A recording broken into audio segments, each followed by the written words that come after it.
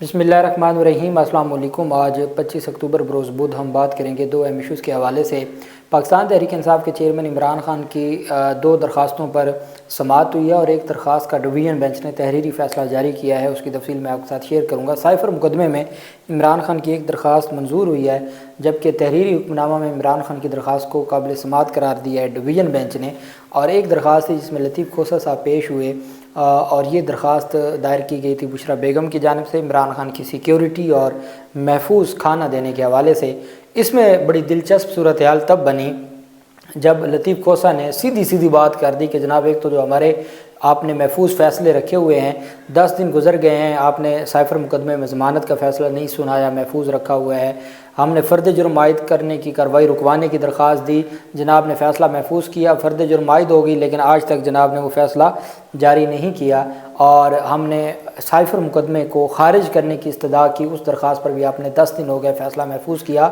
अगर मेहरबानी करके आप फ़ैसले वो जारी कर दें तो हमारे लिए सारे मसाइल ही ख़त्म हो जाएंगे। ये लतीफ़ खोसा साहब का अदालत में कहना था। साथ अदालत को कहा कि जैसे रिलीफ़ आप नवाज शरीफ को देते हैं, बराए मेहरबानी बाकियों को भी वैसे रिलीफ़ दें। ये लतीफ़ खोसा ने आमिर फ़ारूक साहब के सामने आज आर्गूमेंट्स किए, उसकी तफसील भी मैं आपके साथ शेयर करूँगा। सबसे पहले तो मैं आपको बताता चलूँ कि जेल ट्रायल में जो इमरान खान की दरख्वास्त मुस्तरद हुई थी, जेल ट्रायल के ख़िलाफ़ आमिर फ़ारूक ने वो दरख्वास्त मुस्तरद की थी, उसको डिवीज़न बेंच ने उसके ऊपर समाअत की थी। और दो रुकनी बेंच में जस्टिस मियां गुल हसन औरंगज़ेब साहब और जस्टिस सिमन रिफ़त इम्तियाज़ साहिबा। एक तो जो कल से मीडिया की जानिब से ये कहा जा रहा है कि इमरान खान की जेल ट्रायल रुकवाने की दरख्वास्त को मुस्तरद कर दिया है। अभी तो इतराज़ के साथ केस लगा था, चूँकि ये मुमकिन ही नहीं है कि इस्लामाबाद हाई कोर्ट में कोई केस लगे और वो इमरान खान का केस हो और अदालत बग़ैर उस पर रजिस्ट्रार ऑफिस बग़ैर इतराज़ के वो केस समाअत के लिए मुकर्रर कर दे। नामुमकिन है। हाँ, इस मुल्क में ये मुमकिन है कि कोई बैरून मुल्क बैठा है और उसके एक स्पेशल पावर ऑफ अटर्नी के ज़रिए बग़ैर बायोमेट्रिक के हिफाज़ती ज़मानत दायर भी होती है, उस वक्त फ़िक्स भी हो जाती है, समाअत भी हो जाती है, रिलीफ़ भी मिल जाता है। ये मुमकिन है। और इस्लामाबाद के एयरपोर्ट पे जाके उस सज़ा याफ्ता मुजरिम की बायोमेट्रिक बाद में करवाई जाती है। ये सारी मुमकिनात में हैं। लेकिन इमरान खान की बारी कोई ऐसी दरख्वास्त नहीं है जिस पर इतराज़ ना लगा हो। वो इतराज़ ख़त्म कर दिया है डिवीज़न बेंच ने। डिवीज़न हमेशा केस पर कोई इंटरम रिलीफ़ मिलता है जब केस नंबर लग जाए और केस नंबर लगने के बाद समाअत हो। अभी केस नंबर नहीं लगा था, अभी वो बतौर ऑब्जेक्शन केस लगा था, इतराज़ात के साथ वो केस लगा था और उस पर फिर अदालत की जानिब से यही रिलीफ़ दिया गया है कि इतराज़ ख़त्म कर दिया गया है, दरख्वास्त को काबिल समाअत करार दिया गया है, फ़ाइल वापस रजिस्ट्रार को भिजवा दी गई है इतराज़ात का लदम करार देकर। और अदालत ने केस को केस नंबर लगा के समाअत के लिए दोबारा मुकर्रर करने का हुक्म दिया है। और वो अदालत ने कहा है कि ये अब चीफ़ जस्टिस ने फ़ैसला करना है कि वो बेंच वो हमारे पास आता है या किसी और के पास जाता है। अब जब बात सुप्रीम कोर्ट की है तो वहाँ तो कमेटी बनती है। जब हाई कोर्ट की मामलात हैं और इमरान खान की बारी हो तो हर बेंच बनाने का अख्तियार भी चीफ़ जस्टिस आमिर फ़ारूक के पास है। चीफ़ जस्टिस आमिर फ़ारूक साहब ने इमरान खान के लिए डिवीज़न बेंच भी उस जज साहब पर मुश्तमिल बनाया जो जज साहब उनके साथ नवाज शरीफ की ख़िलाफ़ अपीलों को सुन रहे हैं। और हालांकि सीनियर जजेस थे उसमें मोहसिन अख्तर कियानी साहब सीनियर जज हैं, बाबर सत्तार साहब हैं, बाकी जजेस हैं, नहीं उन्होंने गुल हसन औरंगज़ेब साहब पर मुश्तमिल ये बेंच बनाया। और अब भी ये जब फ़ाइल चली गई तो बेंच बनाना है दोबारा। अब वो बेंच आज नहीं बना, हालांकि जब ऑब्जेक्शन ख़त्म हुआ तो वो आज बेंच में लग जाना चाहिए था, आज नहीं लगा। तो वो आमिर फ़ारूक साहब ने अब बेंच वो 4 दिन ना बनाए तो वो फिर मामला ऐसे रुका रहेगा। तो ये एक बदकिस्मती है हमारे निज़ाम की। और तहरीरी हुक्मनामा जारी कर दिया गया है, जबकि दूसरी जानिब इमरान खान की जेल में सिक्योरिटी से मुतल्लिक और जो महफूज खाने की दरख्वास्त थी बुशरा बेगम की, उसके ऊपर समाअत हुई। लतीफ़ खोसा साहब पेश हुए। अदालत की जानिब से कहा गया कि सुप्रिटेंडेंट जेल को बुलाते हैं। आमिर फ़ारूक ने कहा कि सुप्रिटेंडेंट अडयाला जेल को बुला लेते हैं, वो आकर बता दें कि क्या सहूलियात इमरान खान को दी जा रही हैं और क्या इक़दामात किए गए हैं। आमिर फ़ारूक ने कहा कि इस दरख्वास्त पर ऑर्डर करके अगले हफ्ते केस दोबारा लगा देते हैं। तो उस पर लतीफ़ खोसा साहब ने कहा कि जनाब 5 अक्टूबर को आपने पहली समाअत की थी, 5 अक्टूबर के बाद ये आज 25 अक्टूबर को लगा है और 5 अक्टूबर को भी यही फरमाया गया था कि ये ऑर्डर जारी करके हम इसमें कोई अगले हफ्ते की तारीख मुकर्रर कर देते हैं और वो 3 हफ्तों के बाद लगा। मेहरबानी करके कि तारीख तो बता दिया करें, तारीख तो यहीं फ़िक्स कर दिया करें। दूसरा, लतीफ़ खोसा साहब ने कहा کہ جناب اس سے پہلے محفوظ کیے گئے فیصلے بھی آپ سنا دیں، اور اگر وہ آپ محفوظ فیصلے سنا دیں گے تو ان درخواستوں کی اور ان کیسز کی ضرورت ہی نہیں رہے گی۔ جو سہولت نواز شریف کو پیش کی جا رہی ہے باقیوں کو بھی پیش کی جائے، اور وہ سہولت نواز شریف کو جو دی جا رہی ہے وہ باقیوں کو بھی دی جائے۔ اب اتنی بات کا کرنا یہ میں سمجھتا ہوں کہ بہت بڑی بات ہے لطیف کوسہ صاحب کا، محفوظ فیصلوں کے حوالے سے عدالت کو کہنا، اور ساتھ عدالت کی جانب سے جو پینڈنگ رکھے گئے ہیں ان کا، اور نواز شریف کو جو ریلیف دیا گیا ہے وہ ریلیف کے حوالے سے کہنا کہ جناب جو نواز شریف کو ریلیف دیے جاتے ہیں وہ باقیوں کو بھی دیں۔ ایڈوکیٹ جنرل پنجاب نے کہا کہ عمران خان کو جیل مینول کے تحت سہولتیں حاصل ہیں، اور چیف جسٹس اسلام آباد ہائی کورٹ عامر فاروق نے کہا کہ اٹک تو کھلا علاقہ ہے، وہاں کیا سہولتیں تھیں اور یہاں کیا ہیں۔ لطیف کوسہ نے کہا کہ عمران خان کی تو سزا بھی معطل ہے، پھر بھی ایسا سلوک کیا جا رہا ہے۔ خادم حسین کیس میں آپ کی اپنی ججمنٹ ہے، آپ نے ڈائریکشن دی ہیں، اسی پر عمل کرا دیں۔ چیف جسٹس عامر فاروق نے کہا کہ جیل سپرنٹینڈنٹ کو اس لیے بلا رہا ہوں تاکہ تسلی ہو جائے کہ عمل درآمد ہو رہا ہے یا نہیں ہو رہا۔ تو لطیف کوسہ صاحب نے کہا جناب آج ہی ان کو بلا لیں یا کل بلا لیں، تو یہ تو ارجنٹ نیچر کے معاملات ہیں، کسی کے انسان کی ذات زندگی کا مسئلہ ہے۔ لطیف کوسہ صاحب نے کہا پہلے بھی 5 اکتوبر کو سماعت ہوئی، آپ نے نوٹس جاری کرے، آج کسی بھی فریق نے کسی بھی ادارے نے جواب جمع کروانا تک بھی مناسب نہیں سمجھا۔ تو عدالت نے کہا نہیں، ہم اس میں اڈیالہ جیل کے سپرنٹینڈنٹ کو بلا لیتے ہیں اور وہی اس کے اوپر جواب دیں گے، اور پھر اس کو سن کے ہم عدالت نے کہا ہم ڈیسائیڈ کریں گے۔ دوسری جانب عمران خان کی جو درخواست منظور ہوئی ہے سائفر مقدمہ میں، جج ابو الاسناد ذوالقرنین کی عدالت میں بڑا میچ پڑا اور بڑی گرما گرم دلائل ہوئے۔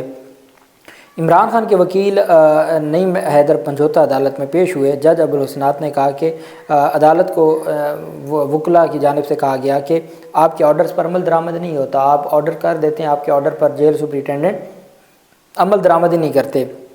جیل میں وکلاء کو عمران خان سے ملاقات کی بھی اجازت نہیں دی جاتی، جیل حکام نہیں ملنے دیتے۔ جج ابو الاسناد نے کہا کہ ایڈمنسٹریٹو معاملات ہیں، جیل مینول کے مطابق جیل میں معاملات چلتے ہیں، اگر زیادہ وکلاء کی چیئرمین عمران خان سے میٹنگز ہوں گی تو معاملات دیکھنے پڑتے ہیں۔ انہوں نے کہا جب کیسز زیادہ ہوں تو زیادہ وکلاء کی ملاقاتیں ہوں گی، کیا کیا جائے؟ جس بندے کے خلاف 150 سے زائد مقدمات ہیں تو اس کے پاس یہی تو ایک ریمیڈی ہے کہ وہ اپنے وکلاء کے ساتھ ڈسکس کر سکے کس کیس میں کیا کرنا ہے، وہ ساری چیزیں وکلاء نے تو ملنا ہوتا ہے۔ اب وہ ایک وکیل تو نہیں ہے، جب سینکڑوں کیس ہیں تو وکیل بھی درجنوں ہوں گے۔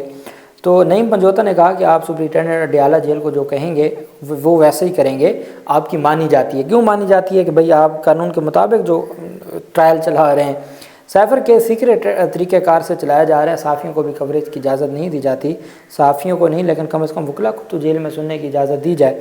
تو جج ابو الاسناد نے کہا کہ سائفر کیس ہے ہی سیکرٹ ایکٹ کے تحت، ہم نے تو نہیں بنایا، قانون 1923 کا ہے، مجھے صحافیوں سے سائفر کیس کی کوریج پر کوئی مسئلہ نہیں، صحافی قابل احترام ہے۔ نعیم پنجھوتا نے کہا کہ اڈیالہ جیل میں کمرہ عدالت بہت چھوٹا ہے، آپ کے لیے بھی وہاں بیٹھنا ایک باعث توہین ہے، اور یہ جیل حکام توہین کرتے ہیں کہ ایک اتنے سینئر جج کو اس چھوٹے سے کمرے میں بٹھاتے ہیں جہاں پر وکیل بھی کھڑے نہیں ہو سکتے، اور عمران خان کو پنجرہ نما جالی میں بٹھایا جاتا ہے۔ تو یہ جو ساری چیزیں ہیں یہ آئین اور قانون کی نظر میں درست نہیں ہیں۔ نعیم پنجھوتا نے کہا، جج ابو الاسناد صاحب نے کہا کہ عمران خان کے سیل کی دیوار تو میں نے توڑوا دی، اب کیا کمرہ کی بھی توڑوا دوں؟ تو انہوں نے کہا جناب توڑوا دیں، چھوٹا سا سیل بنایا ہوا ہے، اس میں عمران خان کو اور آپ کو بٹھایا جاتا ہے جب کیس کی سماعت ہوتی ہے، تو توڑوا دیں کمرے کی بھی دیوار، ایسی دیوار کا کیا کرنا جہاں فیئر ٹرائل نہ ہو رہا ہو اور انصاف کے تقاضے پورے نہ ہوتے ہوں۔ نعیم پنجھوتا نے کہا کہ عمران خان کو جوڈیشل کمپلیکس پیش کرنے پر بہانے بنائے جاتے ہیں، سپرنٹینڈنٹ جیل خان کو جان کو خطرے کا بیان دیتا ہے، انہی اداروں نے عمران خان کو سیکیورٹی نہیں دی، نواز شریف کو تو انہوں نے پوری سیکیورٹی دی اور پروٹوکول دیا، عمران خان کی باری یہ ہیلے بہانے تلاش کرتے ہیں۔ جج ابو الاسناد نے کہا کہ عمران خان اہم شخصیت ہیں، ان کی زندگی کو تحفظ دینا ضروری ہے، قانون کے مطابق عمران خان کو زندگی کو تحفظ دینا ہے۔ وکیل نے کہا کہ جناب والا یہ تحفظ تب کیوں نہیں دیا جاتا تھا جب عمران خان درخواست دیتے تھے کہ مجھے حاضری سے استثناء دی جائے، سیکیورٹی خطرات ہیں، مجھے سیکیورٹی نہیں دی جاتی اور میری زندگی کو خطرات ہیں، تب تو کوئی بھی ان کی جان کی تحفظ کا کسی کو فکر نہیں تھی۔ جو کچھ جوڈیشل کمپلیکس میں ہوا تھا 18 مارچ کو وہ پوری دنیا کے سامنے ہے۔ آج ایسی کون سی شفقت آ گئی کہ عمران خان کی جان کی بہت فکر لاحق ہو گئی؟